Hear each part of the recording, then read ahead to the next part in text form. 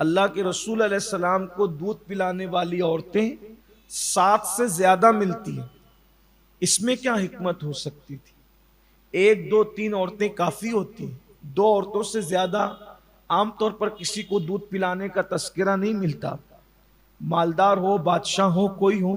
لیکن یہاں 7 سے زیادہ ہے. وجہ تاکہ 7 دائیاں حضور کو دیکھے اور وہ بھی حضور کا بچپن بیان کریں.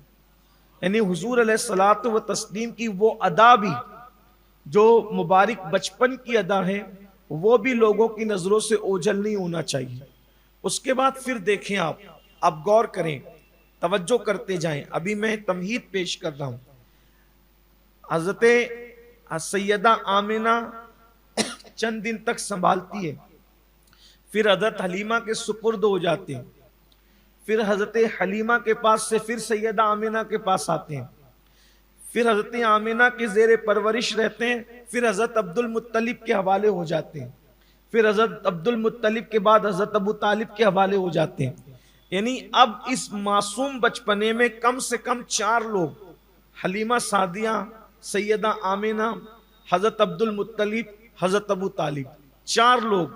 وجہ اس لیے کہ کچھ گوشے یہ بیان کر دیں، کچھ گوشے یہ بیان کر دیں، کچھ گوشے یہ بیان کر دیں، کچھ گوشے یہ بیان کر دیں. یعنی آپ دیکھ لیں کہ تقریباً 10 سے 12 سال کا پیریڈ جو ہے یا 15 سال کا پیریڈ جو ہے 4 لوگ بیان کرنے پر متعین ہیں.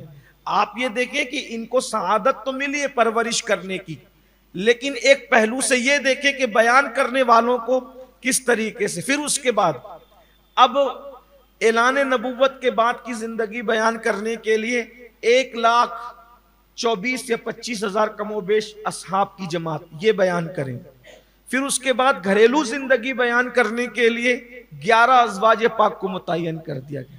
یہ تعداد کی جو زیادتی ہے اس میں امت پر رحمت ہے، امت پہ شفقت ہے کہ کوئی بھی گوشہ، حتیٰ کہ آپ دیکھیں کہ غار میں بھی جا رہے 3 رات کے لیے تو سیدنا صدیق اکبر کو ساتھ میں لے کر جا رہے ہیں تاکہ غار میں کس کروٹ لیٹے تھے اس کروٹ کا ذکر بھی بیان ہو جائے. آپ غور فرمائے، وہاں بھی اللہ کے رسول صلی اللہ علیہ وآلہ وسلم تنہا نہیں ہے. اور پھر اس کے بعد معراج پر بھی جا رہے ہیں تو 70,000 ملائکہ ہیں. جہاں 70,000 ملائکہ چھوٹتے پھر وہاں جبریل ہے، جہاں سے جبریل چھوٹتے پھر وہاں سے قرآن بیان کر رہا ہے. آپ غور فرمائیں، یعنی کہ حضور علیہ السلام کی کوئی ادا سیرت طیبہ کی خاموش نہیں ہے، ہر ادا بیان ہو رہی ہے. اللہ اکبر. تو حضور اکرم صلی اللہ علیہ وآلہ وسلم کی سیرت طیبہ پر جتنا لکھا گیا، جتنا بولا گیا اور جتنا انشاءاللہ لکھا جائے گا، کسی کی زندگی پر نہ لکھا گیا ہے، نہ بولا گیا ہے، نہ پڑھا گیا ہے. اب آقا کریم صلی اللہ علیہ وآلہ وسلم کی سیرت طیبہ کے 3 پہلو ہیں، اور ہم انشاءاللہ سیرت میں جب بیان کریں گے ان 15 مہینوں میں 1500 سالہ میلاد مصطفیٰ صلی اللہ علیہ وآلہ وسلم کی نسبت سے تو تینوں پہلوؤں کو لیں گے. روایت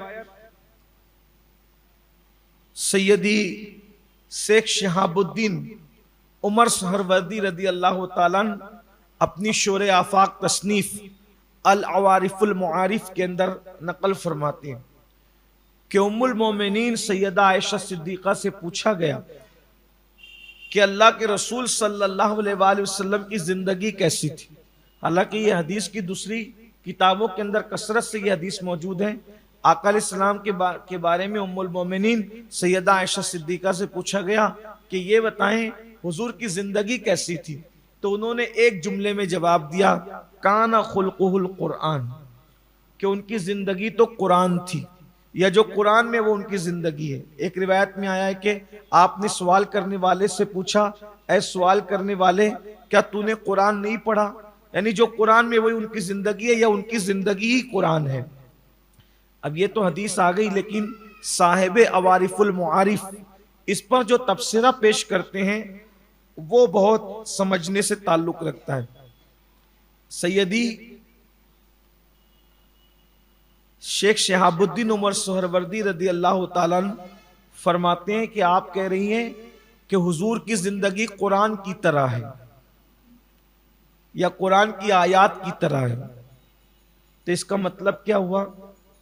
فرماتے ہیں جیسے قرآن کی آیات ہیں گویا اسی طرح حضور کی زندگی ہے.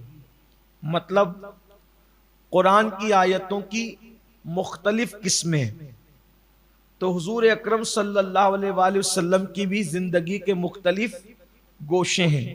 نمبر ایک، قرآن کی آیات کی ایک قسم ہے آیات محکمات. آیات محکمات اس کو کہتے ہیں کہ جو آیت ہم پڑھ رہے ہیں اور اس کا بالکل واضح اور سادہ سیدھا سا ترجمہ ہمارے سامنے آتا ہے، اس میں کوئی الجھاؤ نہیں ہے، بظاہر کوئی گنجلک پن نہیں ہے، اس کے اندر کوئی مشکل نہیں ہے، آسان ہے. جیسے مثال کے طور پر الحمدللہ رب العالمین الرحمن الرحیم، ساری خوبیاں اللہ کو جو رحمان اور رحیم ہے. آسان ہے، پڑھا لکھا بھی سمجھ لے، ان پڑھ بھی سمجھ لے.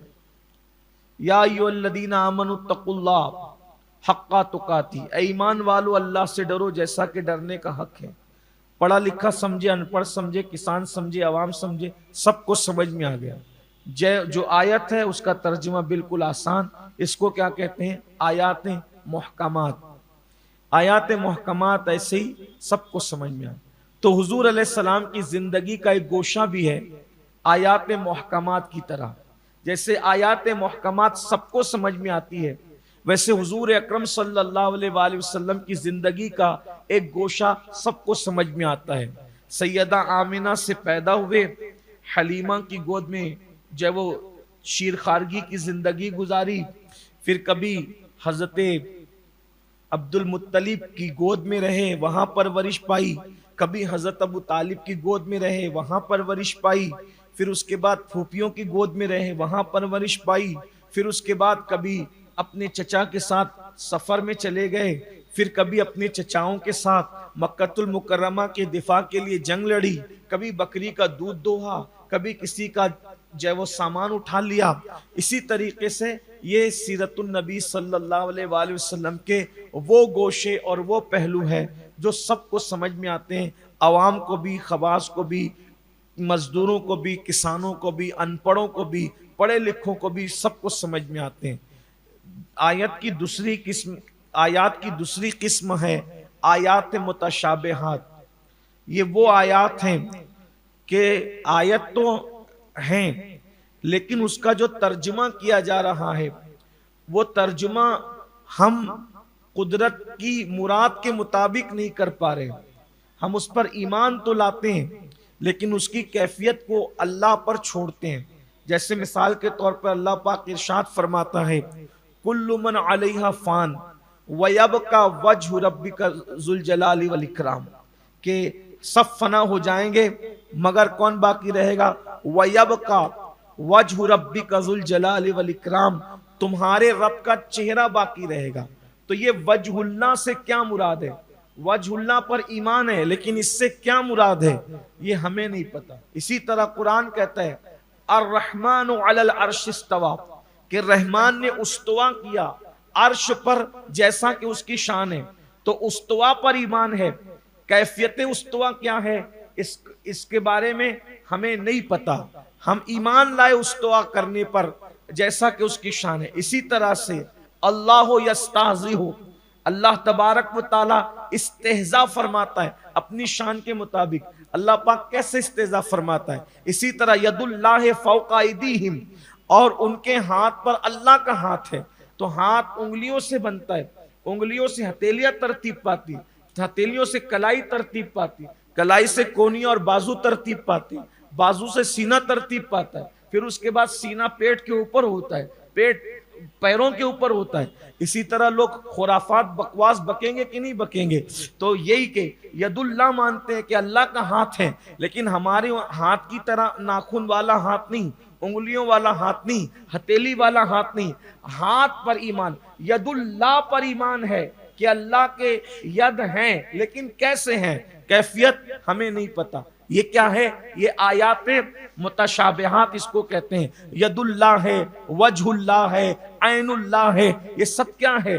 یہ آیات متشابہات ہے جو بیان ہو رہی ہیں، تو اس پر اب یہ عوام کی سمجھ میں نہیں آتی، خواص تو اس کو سمجھتے ہیں، جن کو اللہ تبارک و تعالی نے علم راسخ عطا فرمایا ہے تو وہ تو اس کو سمجھتے ہیں، عوام کے بس کی بات نہیں سمجھنا یہ آیات متشابہات۔ تو حضور اکرم صلی اللہ علیہ وآلہ وسلم کی زندگی کا ایک گوشہ ایسا ہی ہے کہ جس کو عوام سمجھ بھی نہیں ہے، اس سمجھ میں عوام کے سمجھ میں نہیں آ سکتا۔ بہت زیادہ اہل علم جو راسخ علم رکھتے ہیں، جیسے قرآن کی متشابہات آیات تک اللہ تعالیٰ ان کی رسائی فرماتا ہے، ویسے حضور علیہ السلام کی سیرت کا وہ پہلو، جس سے مثال کے طور پر آپ نے کٹورے میں ہونٹ لگا کر کے دودھ پی لیا تو 70 صحابہ کا منہ دودھ سے پھر گیا، بھر گئے اب نہیں بلکہ پھر گیا۔ امام فرماتے ہیں کیوں جناب ابو ہریرہ تھا وہ کیسا جام شیر جس سے 70 صاحبوں کا دودھ سے منہ پھر گیا۔ اسی طریقے سے حضور علیہ السلام کا معراج پر جانا، اسی طریقے سے ام معبد کی بغیر تھن والی بکری کے دودھ کو دو دینا، اسی طریقے سے اور بھی حضور اکرم صلی اللہ علیہ وآلہ وسلم کے وہ معجزات کہ درختوں کو اپنے پاس بلانا، اسی طرح سے پتھروں کو کلمہ پڑھانا، چاند کے ٹکڑے کرنا، تو یہ وہ زندگی ہے جو آیات متشابہات کے مانند ہے، یہ سب کو سمجھ میں نہیں آتی۔ اور تیسری زندگی کا حصہ ہے آیات مقطعات، یہ قرآن مقدس کی وہ آیات ہیں جس تک بہت سے خواص کی بھی رسائی نہیں۔ جب آیت نازل ہوئی الف لام میم تو حضور علیہ السلام نے تبسم کیا اور جبریل علیہ السلام نے استجاب میں عرض کیا کہ میں لے کر آیا، مجھے نہیں پتا آپ نے کیا سمجھا، تو فرمایا جبریل یہ میرے اور میرے اللہ کے درمیان ایک راز ہے۔